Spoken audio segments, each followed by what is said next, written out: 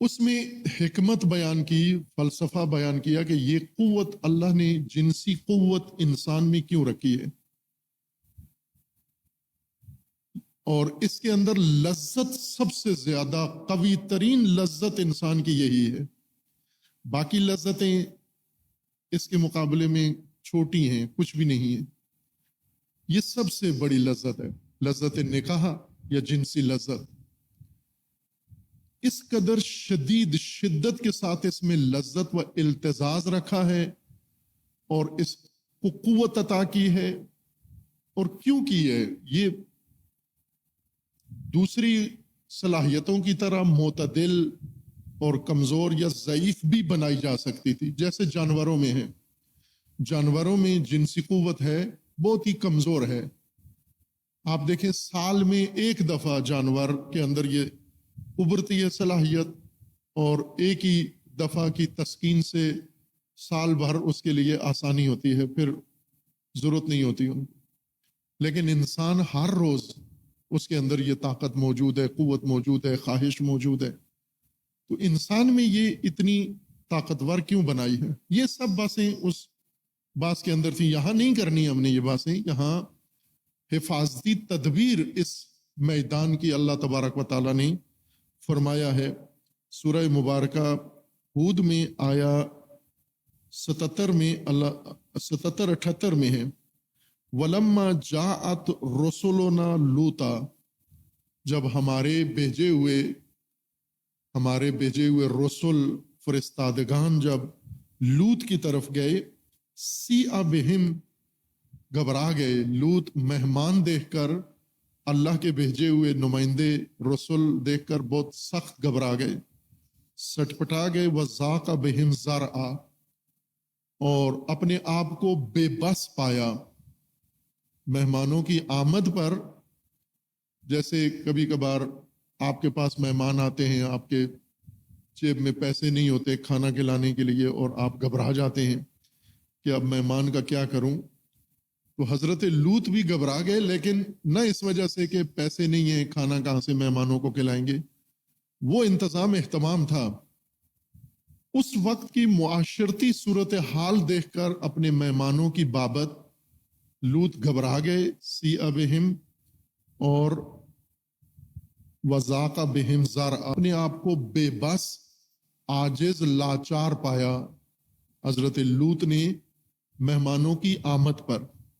وَقَالَ هَذَا يَوْمٌ عَصِیبٌ، آج بہت سخت دن ہے میرے لیے، ایک بڑی آزمائش میں پڑ گیا ہوں آج کے دن، کہ میرے اس معاشرے کی معاشرتی ماحول کے اندر میرے مہمان آ گئے ہیں.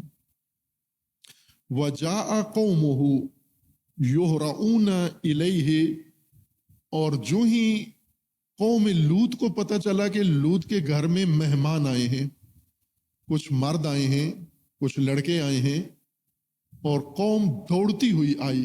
یُہْرَعُونَ إِلَیْهِ، جذبات کی حالت میں، شوق میں، شدت اشتیاق میں دوڑتے ہوئے آئے لوط کے پاس. وَمِن قَبْلُ كَانُوا يَعْمَلُونَ السَّيِّئَاتِ، اور یہ وہ قوم تھی جو پہلے بہت ہی برے کام انجام دیتے آ رہے تھے.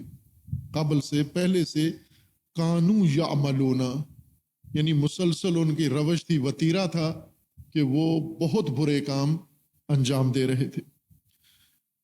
اور وہ معروف ہیں، اس سورہ ہود میں بھی ہے، سورہ اعراف میں بھی ہے، متعدد مقامات پر قرآن نے اس کا ذکر کیا ہے کہ قوم لوط کیا کرتے تھے.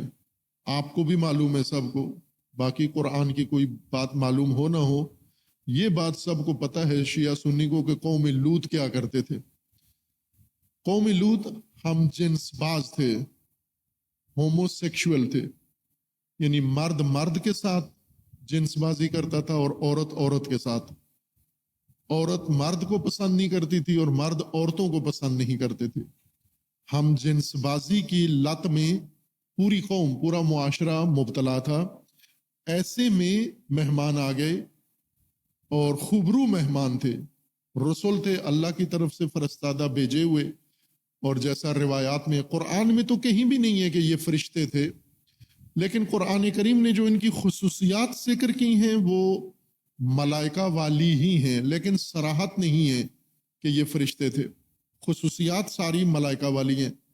جیسے پہلے یہ حضرت لوط کے پاس آنے سے پہلے حضرت ابراہیم کے پاس گئے، حضرت ابراہیم نے ان کے لیے کھانا بنایا بہت اچھا، سجی پورا بچھڑا بھون کے سجی بنا کے ان کو پیش کیا، تو یہ دیکھ کے ہنس پڑے، اور اس وقت انہوں نے حضرت ابراہیم سے کہا کہ ہم تو کھانا نہیں کھاتے، ہم وہ نہیں ہیں جو آپ سمجھ رہے ہیں، انسان نہیں ہیں ہم۔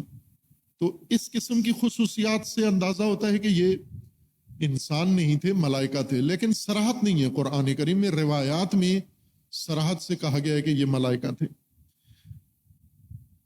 قال یا قوم ہؤلاء بناتی، جب یہ لوگ اور یہ خوبرو جوانوں کی شکل میں آئے تھے یہ ملائکہ حضرت لوط کے پاس، پہلے حضرت ابراہیم سے ہو کے اجازت لے کے، اور پھر حضرت لوط کے آبادی میں آئے، قریہ میں آئے، اور لوط ان کو دیکھ کر گھبرا گئے کہ میری قوم ہم جنس باز ہے، یہ بے راہ روی کا شکار ہیں، یہ جنسی ایک طرح سے بیمار قوم ہے یہ، اور رکنے والے بھی نہیں ہیں، اور میرے پاس اس وقت یہ خوبرو جوان آئے ہیں، اس لیے گھبرا گئے حضرت لوط اور اپنے آپ کو بے بس پایا، اور عین اسی وقت قوم بھی آ گئی۔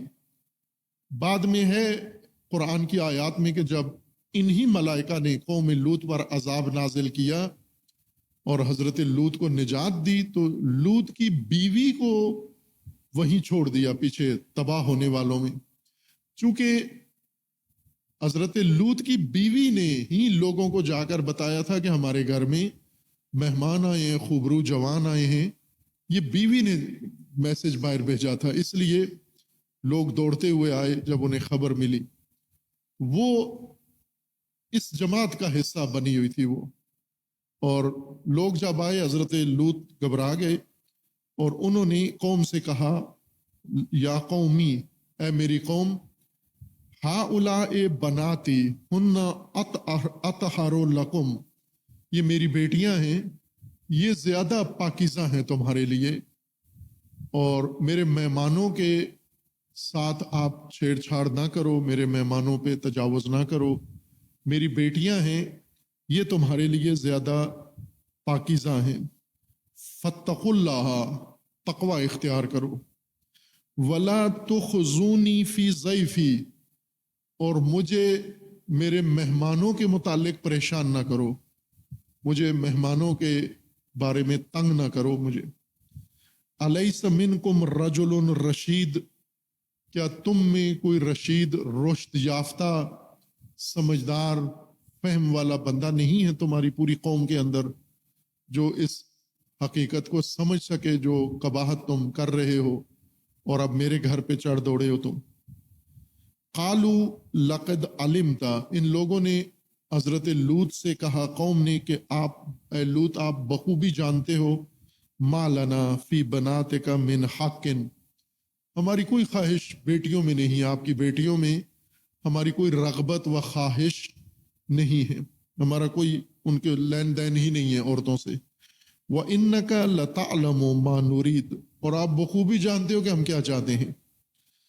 قَالَ لَوْ أَنَّ لِي بِكُمْ قُوَّةً أَوْ آوِي إِلَى رُكْنٍ شَدِيدٍ، حضرت لوط نے اس وقت حسرت کی کہ اے کاش میرے پاس اتنی طاقت ہوتی کہ میں تمہیں روک سکتا طاقت کے ذریعے سے، یا کوئی رکن شدید، کوئی مضبوط سہارا ہوتا جس کا میں سہارا لیتا اس دشوار وقت میں، اور اس قباحت سے اور شرمندگی سے میں بچ سکتا۔